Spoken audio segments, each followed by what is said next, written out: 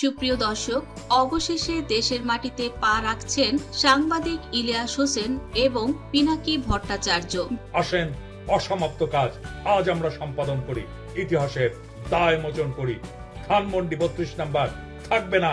ছাত্র জনতা ঐক্য জিন্দাবাদ। বিগত আওয়ামী লীগ সরকারের শাসনামলে বিদেশে পাড়ি জমান বিশিষ্ট সাংবাদিক ও অনলাইন অ্যাক্টিভিস্ট ইলিয়াস হোসেন বিদেশে অবস্থান করেও সবসময় সামাজিক যোগাযোগ মাধ্যমে বেশ সরব সাংবাদিক ইলিয়াস হোসেন। একইভাবে বিদেশে অবস্থান করেও সামাজিক যোগাযোগ মাধ্যমে নানাবিধ ইস্যুতে সক্রিয় রাজনৈতিক বিশ্লেষক ও অ্যাক্টিভিস্ট পিনাকি ভট্টাচার্য অবশেষে দীর্ঘদিন দেশের বাইরে অবস্থান করে সম্প্রতি দেশে ফেরার ঘোষণা দিয়েছেন সাংবাদিক ইলিয়াস হোসেন এবং পিনাকি ভট্টাচার্য।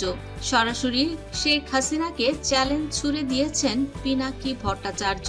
সামাজিক যোগাযোগ মাধ্যমে গত 7 ফেব্রুয়ারি ফেসবুক পোস্টের মাধ্যমে সাংবাদিক ইলিয়াস হোসেন লেখেন, শীঘ্রই দেশে ফিরছি। পোস্টে সাংবাদিক ইলিয়াস হোসেন 2013-14 সালের ঘটনার বিবৃতি প্রকাশ করেন। ইলিয়াস তার ভেরিফাইড ফেসবুকে 13-14 সালের কথা প্রসঙ্গে লেখেন, সারা দেশে এমন এক পরিস্থিতি তৈরি হয়েছিল যে বিএনপি এবং জামাত নিষিদ্ধ দলের পর্যায়ে চলে গিয়েছিল। যৌথ অভিযানের নামে চিরুনি অভিযান চালিয়ে পাখির মতো গুলি করে মারা হতো ছাত্রদল ও ছাত্র শিবিরকে।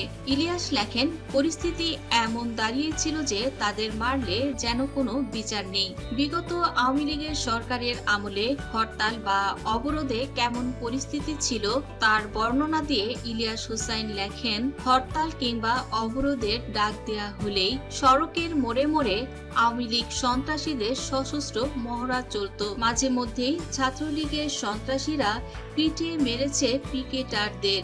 সেই পরিস্থিতিও বিএনপি জামাতের সমর্থনে ঝটিকা মিছিল হতো, পিকেটিং হতো। ইলিয়াস লেখেন, সেই পরিস্থিতিতেও বিএনপি ও জামাতের সমর্থনে ঝটিকা মিছিল হতো, পিকেটিং হতো। আর আওয়ামী লীগের নেতারা পুলিশে পাহারায় হুমকি দিত, খেলা হবে। এদিকে ধানমন্ডির বাড়ি সাধারণ মানুষ মাটির সঙ্গে মিশিয়ে দিলেও আওয়ামী লীগ বা এর অঙ্গ সংগঠন বড় তো দূরের কথা, ছোট্ট একটু মিছিল করতেও সাহস করেনি।